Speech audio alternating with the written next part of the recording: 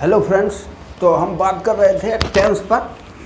पिछले क्लास में टेंस पर बात किए थे, तो आज उससे आगे बढ़ते हैं कि आखिर टेंस में जो प्रेजेंट इंडेफिनिट टेंस देख रहे थे तो उसमें क्या क्या है।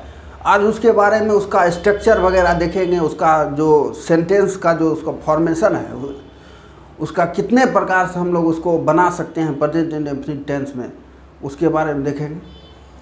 तो उससे पहले पिछले क्लास का थोड़ा सा एक बार देख लेते हैं revision.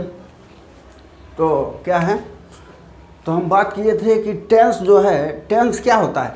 Tense refers to time of action and states. जो टेंस है वो ये हमको दर्शाता है, ये बताता है कि किसी भी कार्य के होने का समय कब का है और उसका क्या स्टेट है, क्या अवस्था है। यानी कि किसी भी कार्य के समय एवं अवस्था को ही हम लोग काल कहते हैं, टेंस कहते हैं। और टेंस बोले थे कि हम 3 प्रकार का होता है, present tense, past tense, future tense. और यही तीनों टेंस का 4 प्रकार होता है। तो टोटल मिला के 12 टाइप हो गया, 12 प्रकार का हो गया। तो ये जो प्रेजेंट टेंस का है, प्रेजेंट टेंस का 4 टाइप बोले थे, present indefinite, present continuous, present perfect, present perfect continuous, ये बोले थे। तो हम पढ़ रहे थे प्रेजेंट इंडेफिनिट। तो प्रेजेंट इंडेफिनिट है, ये ऐसा टेंस होता है जिसमें किसी भी कार्य के होने का निश्चित समय नहीं होता है और ना ही निश्चित स्टेट होता है, अवस्था होता है। इसीलिए इसको प्रेजेंट इंडेफिनिट बोलते हैं। जैसे कहेंगे यहाँ पर कि मैं जाता हूँ, आई गो। तो मैं जाता हूँ, इससे क्या व्यक्त होता है, इससे एक निश्चित समय पता लग रहा है कि मैं जाता हूँ, नहीं एक अवस्था पर। इसीलिए इसको प्रेजेंट इंडेफिनिट बोलते हैं।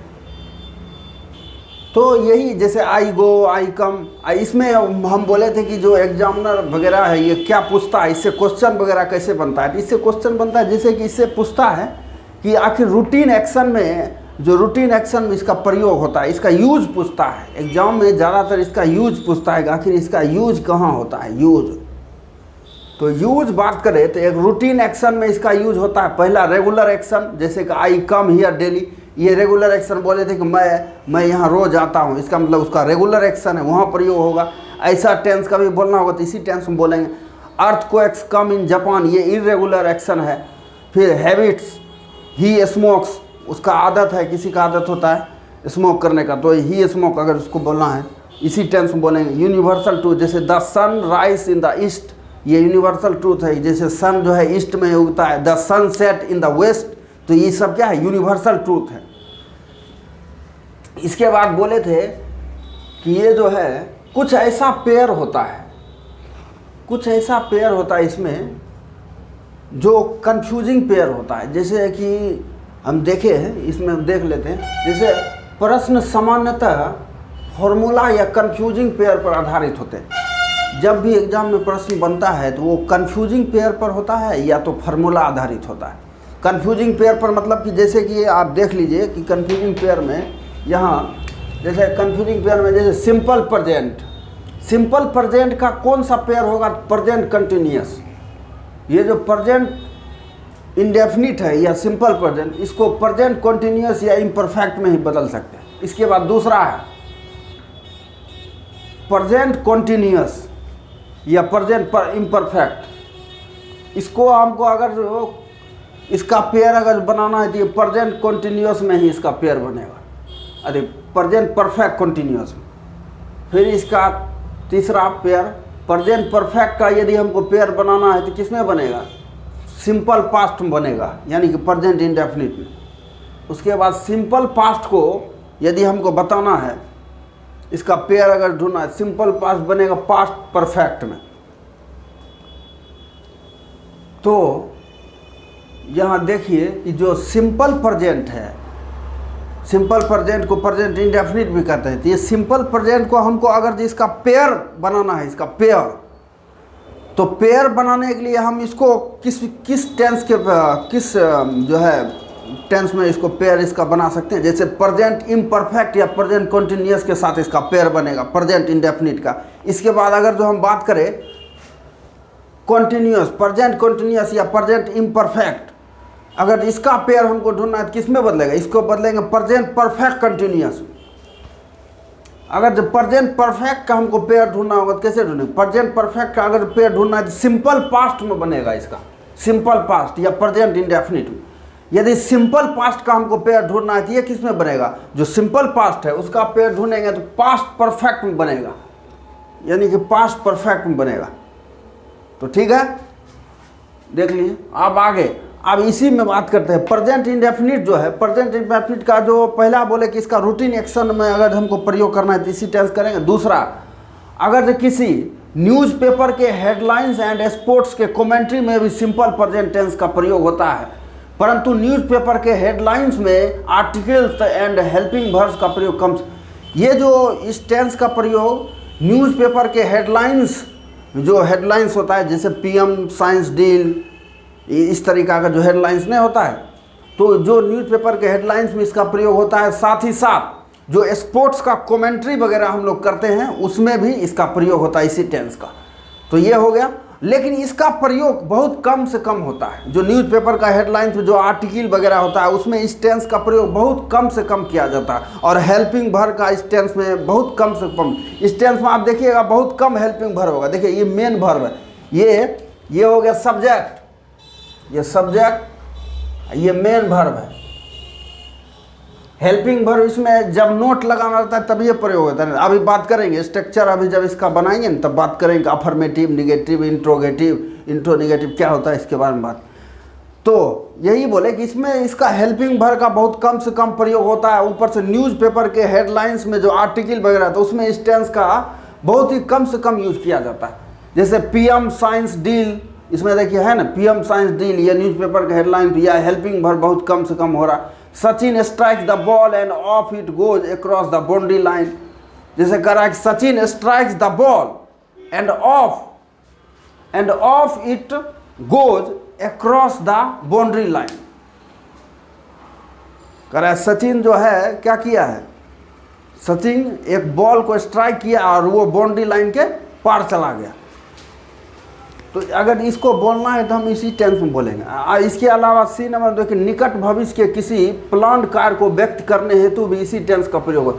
यदि निकट भविष्य में, यदि नियर फ्यूचर में हमको कोई काम करना है, कोई नियोजित कार्य है, कोई प्लान्ड वर्क है, तो उसको अगर हमको किसी को एक्सप्रेस करना होगा तो उसको इसी टेंस में एक्सप्रेस करेंगे। जैसे the prime minister leave for China next week, यहाँ कह रहा है कि प्राइम मिनिस्टर जो है, प्रधानमंत्री जी है, वो अगले सप्ताह कहाँ जाएंगे, चाइना के लिए निकलेंगे अगले सप्ताह चाइना। तो इसको हमको इसमें विल नहीं लगाना है, बल्कि फ्यूचर में बात नहीं करना। नियर फ्यूचर में हमेशा इसी टेंस का प्रयोग होता है, प्रेजेंट इंडेफिनिट या सिंपल प्रेजेंट का प्रयोग। जैसे the prime minister leaves for China next week, है ना, इसी टेंस में बोलेंगे।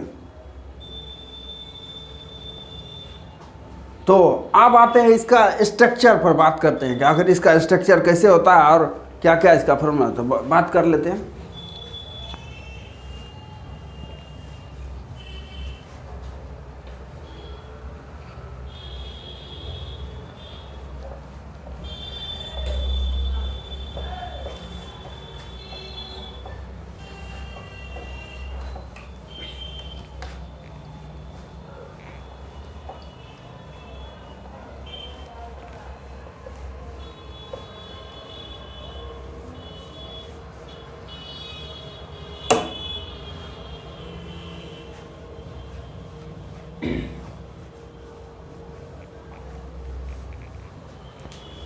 तो ये जो प्रेजेंट इंडेफिनिट टेंस है, ये जो प्रेजेंट, पहला बात कर रहे हैं प्रेजेंट इंडेफिनिट का, ध्यान से देखना है, ध्यान से समझना है। प्रेजेंट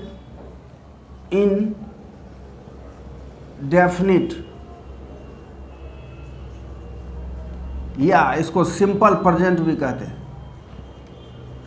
सिंपल प्रेजेंट, ये प्रेजेंट टेंस का पहला पार्ट है, पहला काइंड है। तो इस टेंस का क्या स्ट्रक्चर होगा, तो इसका स्ट्रक्चर देख लेते हैं। इसका स्ट्रक्चर हम लोग बात करेंगे कैसे इसका स्ट्रक्चर वगैरह होता है। तो इसका स्ट्रक्चर क्या होगा, पहला हम अफर्मेटिव का देखते हैं, फिर निगेटिव इंट्रोगेटिव देखेंगे। तो पहला देखते हैं ए नंबर में अफर्मेटिव, नोट करते चलना है। अफर्मेटिव,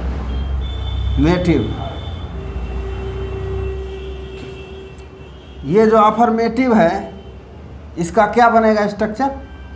सब्जेक्ट प्लस V1 या V5 प्लस ऑब्जेक्ट। दिख रहा है? इसका क्या बनेगा स्ट्रक्चर? अफर्मेटिव का सब्जेक्ट प्लस V1 या V5 प्लस ऑब्जेक्ट। आप जैसे कोई एग्जाम्पल ले लेते हैं, यहीं जैसे एग्जाम्पल में ले लेते हैं कि राम गोज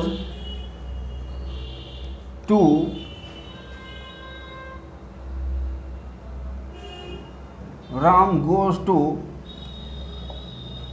हिज होम। यहां बोल रहे हैं कि राम कहाँ है? राम जा रहा है, अपने घर जाता है, राम अपने घर जाता है। तो ये हो गया इसका, होगा ना। अब आते हैं निगेटिव का।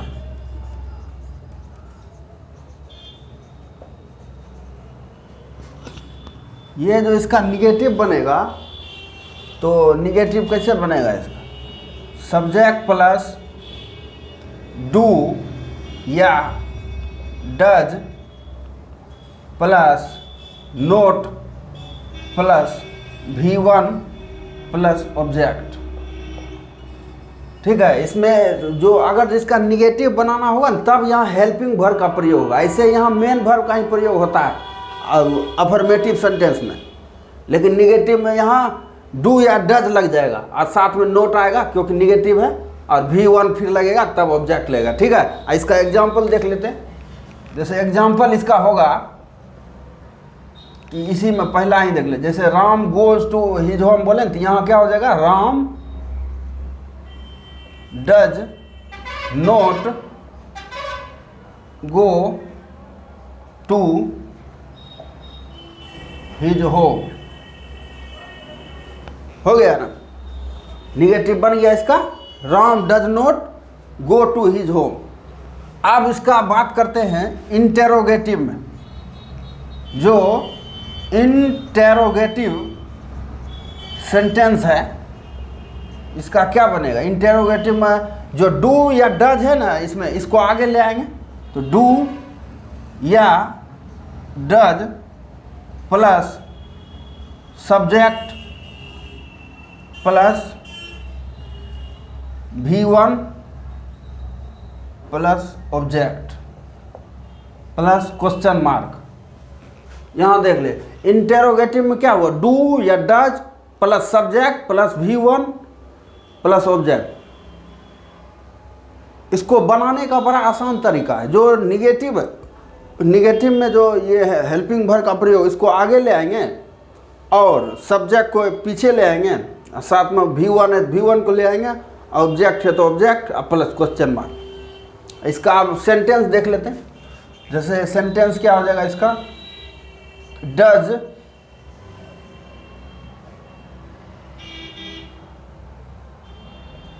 राम गो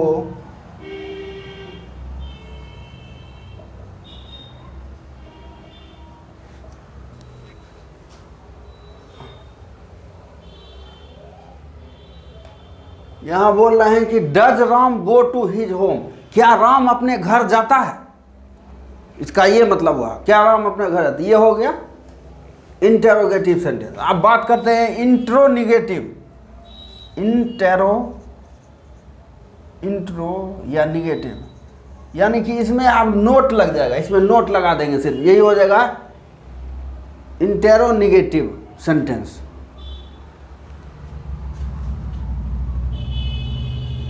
यहाँ हो जाएगा डू या does plus subject plus not plus V1 plus object plus question mark. Example देखते हैं। Does Ram not go to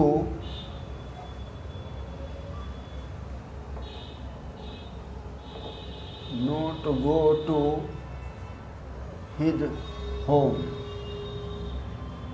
question mark. इसका मतलब होगा कि क्या राम अपने घर नहीं जाता है, इसका मतलब ये होगा। ये देख रहे हैं कितने तरीका से स्ट्रक्चर का फॉर्मेशन हो सकता है इस टेंस में। सभी टेंस में, चाहे कोई भी टेंस हो, सब में इतने ही प्रकार से होगा। लगभग 6 प्रकार, 6 टाइप से, 6 तरीके से हम लोग सेंटेंस को बना सकते हैं। Affirmative, negative, interrogative, interronegative. और देख लेते हैं, जैसे